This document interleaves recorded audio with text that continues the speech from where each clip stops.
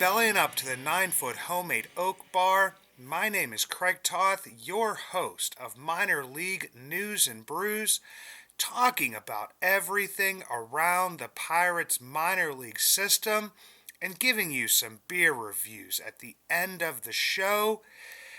This feed usually comes to you every Saturday morning like clockwork, but thanks to some technical difficulties, not only with my equipment, but with my flights back up from Bradenton, was delayed in Chicago for about 7 hours after being in the Sarasota-Bradenton airport for 4 hours, and that led to complete exhaustion and not being able to record. And when I did sit down to record, there were some technical issues, probably in transporting said equipment back up here. All that means for you is that you will get 2 episodes back to back of Minor League News and Brews, and then the regular Bucs in the Basement show with myself and Chris, and more than likely 3 shows in about 5 days. So, can't really be too much of a bad thing. And I am going to talk a lot about my time down in Bradenton, especially the stuff on the minor league side. But before I do that, I wanted to get into a discussion concerning what happens to all the guys that are in minor league camp and they find their way over to the Backfields at Pirate City. It's more of a technical type issue of the way that things are worded. And you will see roster moves being announced and made by the Pirates. And you'll see the words reassigned and optioned. And the only real difference in this is that the guys that are already on the 40-man roster have to be optioned. And this is not, an option as if something, that happens during the regular season. More of a paper move to a degree. The first person that was optioned to the minors and is already on the IL in the minors, and that is Mike Burrows, pitcher who is coming off of Tommy John surgery. A lot of people were thinking that as soon as spring training started, that there would be, the 4 players, JT Brubaker, Johan Oviedo, Endy Rodriguez, and Mike Burrows added to the 60-day. The only thing is that if you put Mike Burrows on the 60-day to open up a spot for an acquisition, you have to start allowing him to accrue major league service time without having pitched even a single inning in the major leagues. So that's why that option occurs. Another one is Jackson Wolf, left-handed pitcher acquired from San Diego last year in a trade. He goes to Altoona, Colin Selby to Indy. The newly acquired Kanan Smith and Jigba also to Indy. Sung Chae Chang to Altoona, and Kyle Nicholas to Indy. The one thing here is that, once the player is optioned to those places, and pretty much they just go to Pirate City, to the minor leagues, it doesn't mean that you won't see them in a spring training game, because there are some, innings and at-bats and rest days that do need to happen. The Pirates are starting to ramp up a little bit more, so I think that a lot of those players coming in like the 6th, 7th inning, sometimes even earlier than that, will start to dwindle down slightly. but it doesn't mean that you won't see them anymore, and it doesn't mean that these guys couldn't still be added to the major league team for the opening day roster if there would be injuries and different types of stuff. But that is kind of unlikely. There are some NRI guys and some guys that are still on the 40 man that are still in Major League camp that probably have a better shot of making the Major League roster, but stranger things have happened. On the other side are the reassignments. These are guys that were non-roster invitees that are not on the 40-man roster. It's Andres Alvarez, Anthony Solomito, Thomas Harrington, which I will make a note that it came out last week that Thomas Harrington was dealing with a little bit of a shoulder issue. Not something that you ever want to hear with pitchers because shoulders are attached to the elbow, are attached to obliques. Once there is an injury with a pitcher, if it's not managed correctly, that can kind of get out of control a little bit because all of their movements and different things are kind of all tied together. So once one injury pops up, there's always the possibility, not a guarantee, that there would be another injury, but taking it, a little bit slower with him. Bubba Chandler, Connor Sadzik, Sean Sullivan, Abraham Gutierrez, Ben Heller, Michael Plasmeyer, Tamar Johnson, Jack Brannigan, and then most recently, wouldn't have been announced on this show if it was recorded on time, Paul Skeens, Carter Binns, Alcantara, Gorski, and Joe Perez. And the other thing about this is, guys being optioned down or, reassigned, it doesn't even mean that they were having, a bad spring training per se. I mean, you look at, certain players like an Abraham Gutierrez. I know it was only 15 plate appearances, but, was slashing 308, 400, 769 with 2 home runs, only 5 Ks and 2 walks. You had, Michael Plasmeyer wasn't doing too poorly. In only 3.2 innings, he had the 0.00 ERA with 4 Ks and 1 walk. Did have a 1.36 whip. So, that's still not great, but wasn't really enough. There's a decent amount of guys that are performing better.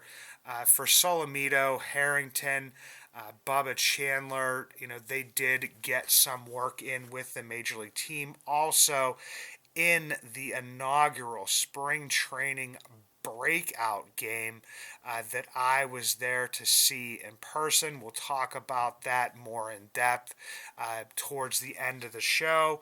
But they did get some work in. It wasn't about performance. Those guys really didn't have a shot to make the team. Another one that performed well and was also in the breakout, Tamar Johnson, the best position player prospect in the Pirates minor league system right now. Accumulated 21 plate appearances during spring training, slash 368, 429, 737. Geez, that's a plane. It sounds like the planes that I took on my way back here to Pittsburgh, and some that I didn't take because they were held up. 2 home runs, 7 Ks, 2 walks. The guy just keeps on showing. I think I talked about this on an earlier minor league news and brews, just expanding the zone and going down and getting some pitches, being real smart with his approach, not trying to kill the ball at times when he can, just kind of slap the ball. It's really great to see him have that type of approach. Once again, with him, it's going to be all about the strikeouts to walk ratio. The strikeouts were a little bit higher last year, but so were the walks. If you can kind of find that balance, then you have yourself a pretty big prospect. But before I got started, I really just wanted to talk to you guys about the difference between the options and the assignments, and how they, just wording can be a little bit different. And of course, then once you get into the regular season, or even before that, you may see some designated for assignment. So I can kind of see where the confusion comes from.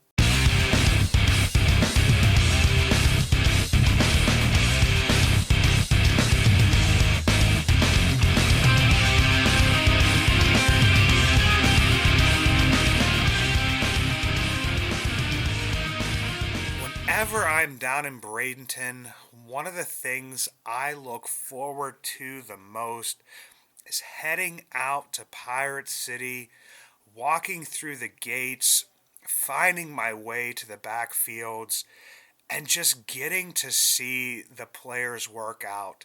I got there around 9:30 in the morning, both Wednesday and Thursday last week. A lot of people will say that this stuff isn't super exciting. You may not get to see, the major league players. A lot of the times you won't, especially during those morning workouts.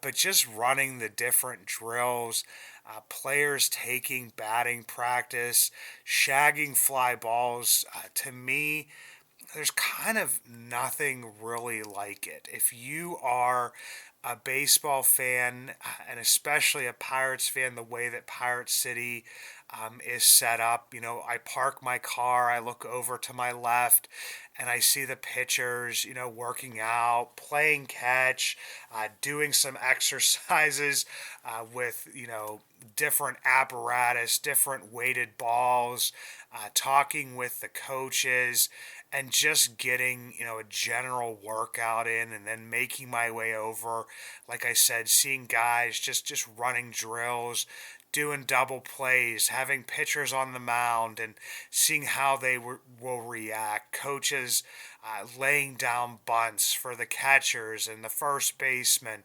pitchers and third baseman. And also, like I said, just how close you are to the players. It just makes you feel a part of what's going on. The people and the fans that you get to talk to. I mean, at most, during the time that I was down there, maybe 30 to 40 fans just kind of walking around, talking to each other, talking about the season, talking to, about the players that they're seeing. And it's just such a great time. When I was there on Wednesday, big shout out to Tristan, a Pirates fan, a listener of the podcast, who I got to talk to, I mean, a lot during this time. Seemed to run into him and his wife a lot over the next couple of days after meeting with them. And just, it was, just a fun time and a great thing to see. And we were given a treat that Wednesday afternoon. Usually at Pirate City, there's like exhibition scrimmages going on. As it gets later into spring training, those will be between the Pirates and players from other organizations. I know that on Wednesday there was one scheduled with the Orioles. It didn't end up happening, but I did hear that it did take place, or one did take place, on Friday afternoon after I had left. But we were given a treat, because when there are players that are rehabbing or kind of ramping up a little bit, you will get to see those players in these exhibition games. Martin Perez was the pitcher for one of the teams, because it was like an inter-squad exhibition. He faced off against the previously mentioned Jackson Wolf. You had Yasmani Grandal. He was catching, he was hitting, but as was reported that same day, he was not running due to the plantar fasciitis. Kind of hard to see how he is going to be geared up for opening day. A good thing for Henry Davis and the supporters of Henry Davis, which should be all of us. And then also Andrew McCutcheon. The funny thing with this was is he didn't do much running either. Was just kind of in there getting his timing down. Hit an opposite field single, ran down to first base with his bat, got to first base, headed straight towards the little dugouts they have there, got a pinch runner right away. Also got to see Sung Chae Chang up close. Got to see Jack Brannigan, Malcolm Nunez. The one thing with a few of these players, starting with Malcolm Nunez, is he was playing third base again, and that's something that we had seen during spring training last year. And I mean, the thing I noticed with him is that he is so quick with his feet. He's very smooth and good with his glove. Not a small guy, so for him to get down there so quickly with the glove, I think a lot of that is the footwork, getting him and him being in the position that he needs to be. It just really helps him out a lot. Jack Brannigan bounced between third base and shortstop. I mean, he is just so good with his glove. I mean, a lot of people have compared his game somewhat to Jared Triolo. This guy's got a frame on him, but once again, just kind of like Nunez, but to like another tier. It is just so smooth, so good with the glove, and then also with him. I mean, a lot of people know that he was a little bit of a two-way player at Notre Dame, a relief pitcher. So that arm is also very strong. And he, I think, one time kind of came in front of the shortstop a little bit, made a nice little play, a quick little throw. And it was just very cool to see because anybody that's been down there, and I can describe it for you, but you're sitting on bleachers, and it's very similar and as close as the bleachers would be to my son's Little League game. So you're like, honestly, like that close to the field. So very cool. Get to see Jackson Wolf. One thing I really, it stuck out to me with him, he does this little, and I know this is an audio podcast, but he does this little whirl with his arms. So anybody that's seen him pitch in person, and his delivery is extremely deceptive. The release point for every single one of his pitches is from the same arm slot. It looks like it's from like the same position, and even guys were coming back to the dugout and trying to say that it looked like it was going to be this type of pitch, and then it kind of just came in on them more than they thought it would be because it was like a little bit of a slider, a cutter, a sweeper. It was, I mean, I was fairly impressed with him in his performance there. I had gotten to see him on video previously, but never in person. And Martin Perez, I know this is a minor league podcast, but just everything that I saw from him is that he's kind of locked in this year. It was very repeatable motion, doesn't have to throw hard, doesn't really rely on that. So, I mean, I don't want to get too excited because, more than likely Perez will only be here for a season. Sometimes it's a possibility that he may be here only until the All-Star break, but it's definitely something that has me very encouraged. Sung-Chae Chang, solid approach at the plate. At right now, it just seems like he's not making enough contact, and with contact, it's almost like barreling up the ball. I believe that will come. He did show a little bit more power last season. Good in the field, usually very good at the plate, probably just kind of feeling things out. So I'm very hopeful that he can kind of turn those things around. Like I said, anybody that hasn't been to the backfields at Pirate City, do yourselves a favor. Get down there. Get over there. You will not be disappointed.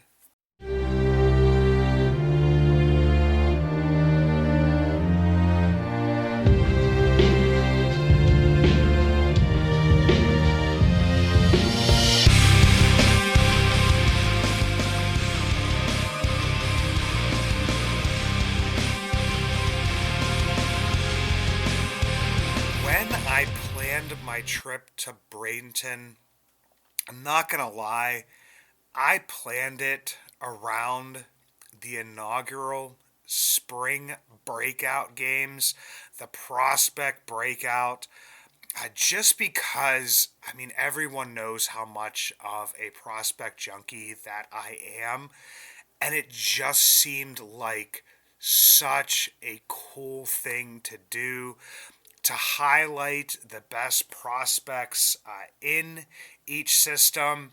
And then, especially once you find out that they are going to be, squared up against arguably, by most accounts, the number one farm system in minor league baseball, the Baltimore Orioles.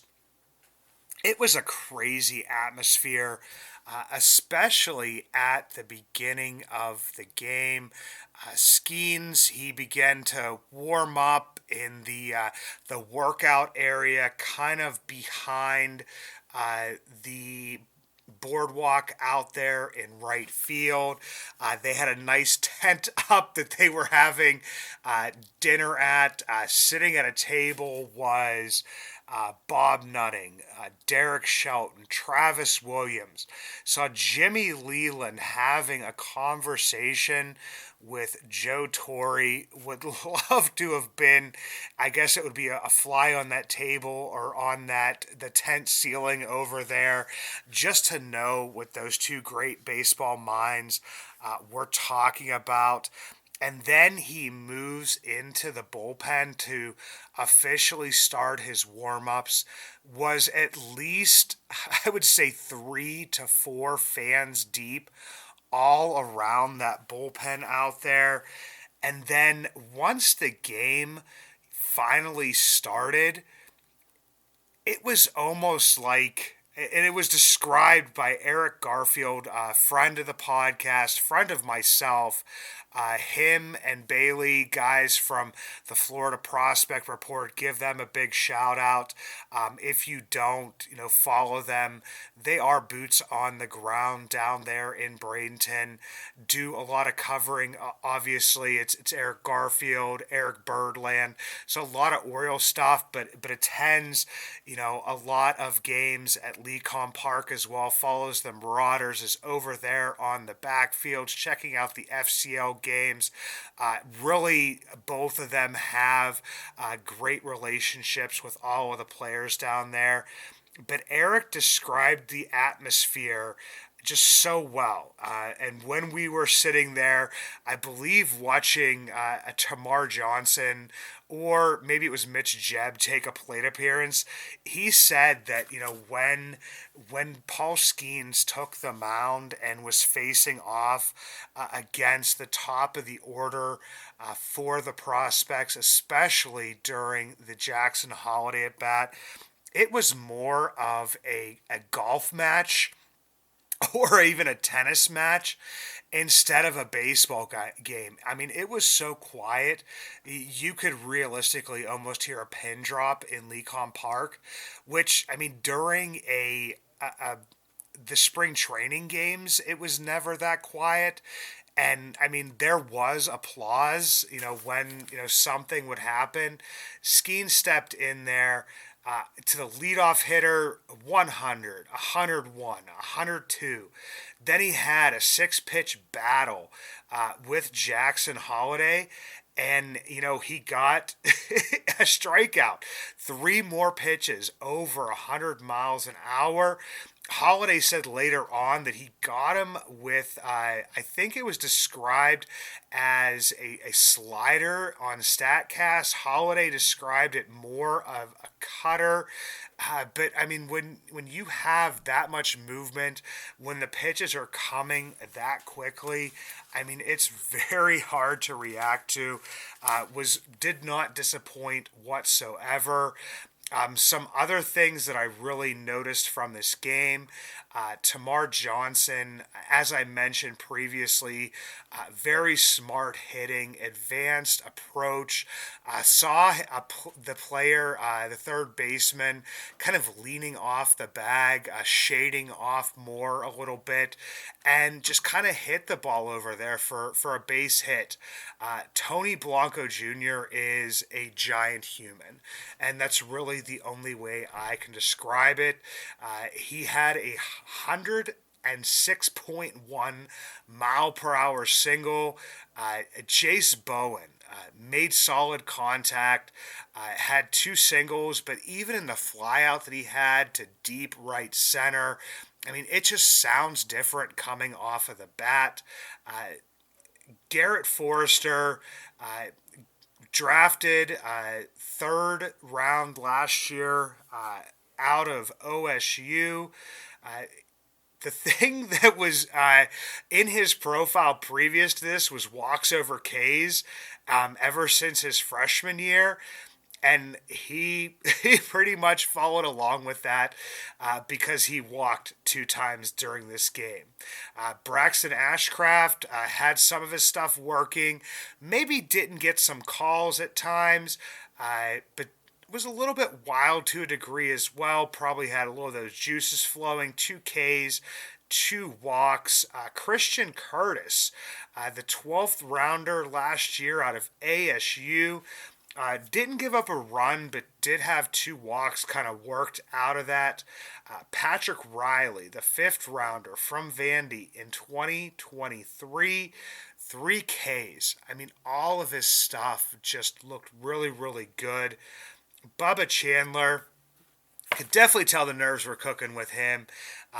Hit a batter, did get a K, got the save. I think he said to Hannah Mears from Pittsburgh Sports Net, saw a quote out there where he said something like closing is cool. Jack Brannigan, unfortunately, did not have a great game, had 2 Ks and an RBI, did make a nice play.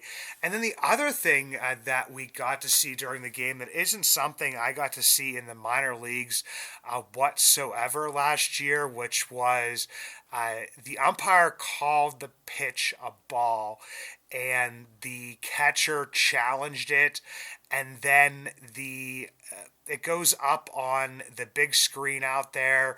You see it. It basically looks like game day, where you see the pitch come in. It clipped I believe it was the bottom part of the zone, just barely, was changed to a strike.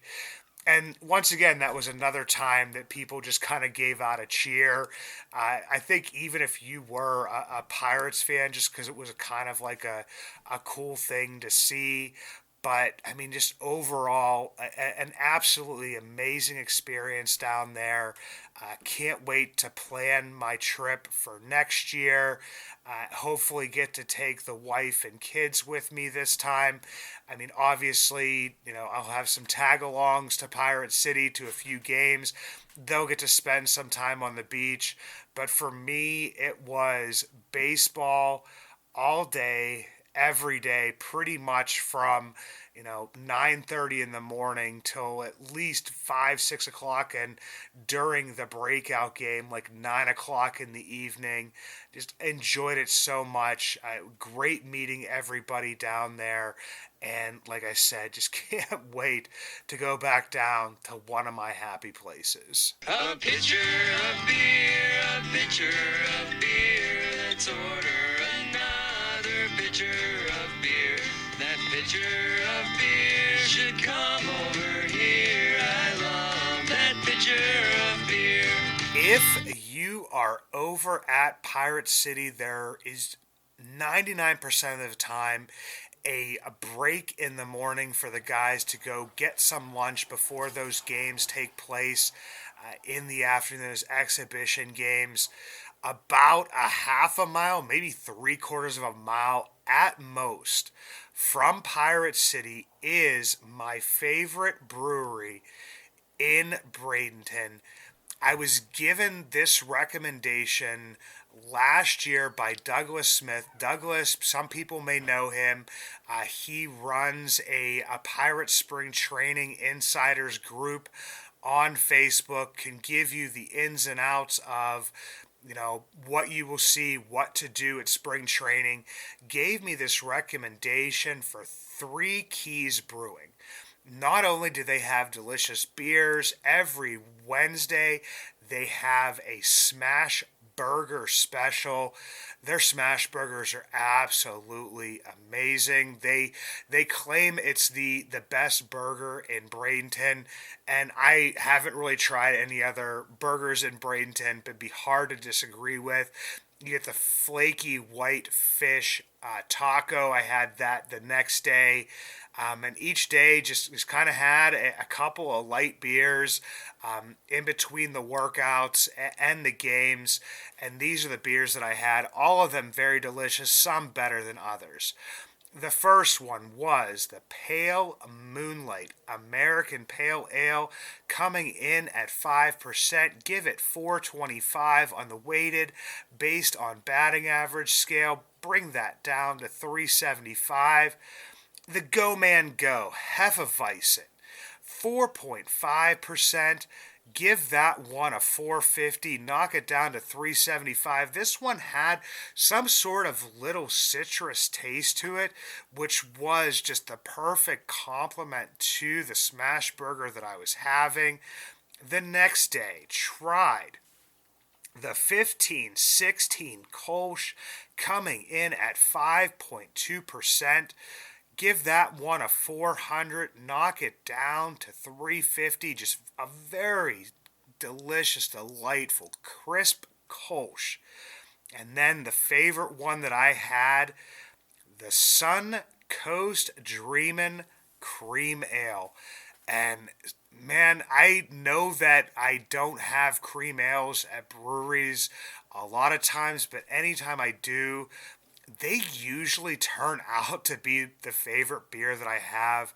Just an absolutely, just a delicious beer. Give this one a 475, knock it down to 425. Anybody that's over at Pirate City, go check out Three Keys Brewing.